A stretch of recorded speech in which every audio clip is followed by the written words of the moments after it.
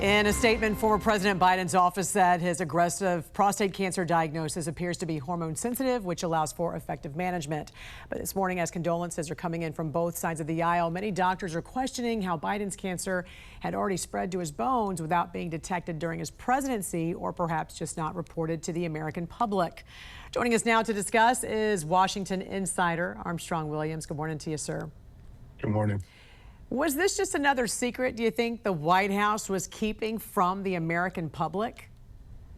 You know, whether it's true or not, and it probably was a secret, the fact is that the former president, has an aggressive cancer, and politics can be vicious and nasty, but we should never forget about our own morality and compassion and empathy for those that suffer, because we never know what the future holds for us. And what we should focus on now is praying for the ease of the pain and the aggression of this cancer, and just wish him well, because he did serve this country for over 50 years. Yeah, and certainly our prayers are with him and his family. Like you said, this is certainly a question that many reporters even are having right now, because we know CNN's Jake Tapper has a book coming out with Axios reporter Alex Thompson called Original Sin.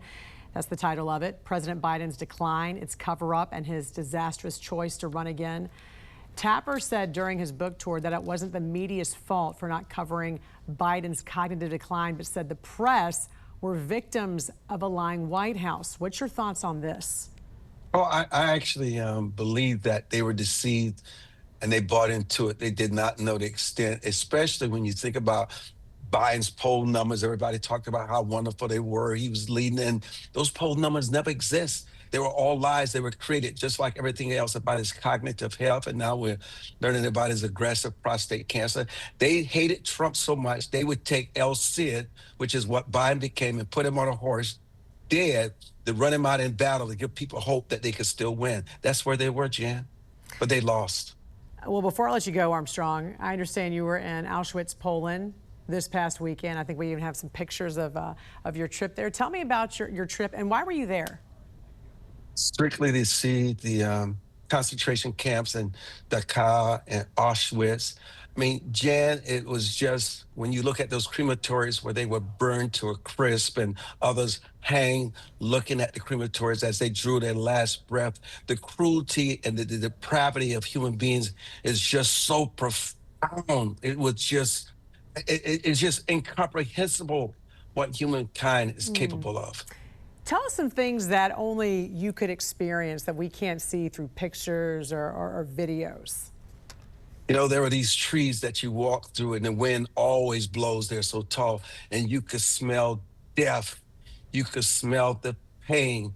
You could sense the agony, the destruction. And the thing that you realize there, and I want everybody to remember, is that monsters exist, but they are too few in number to be truly dangerous.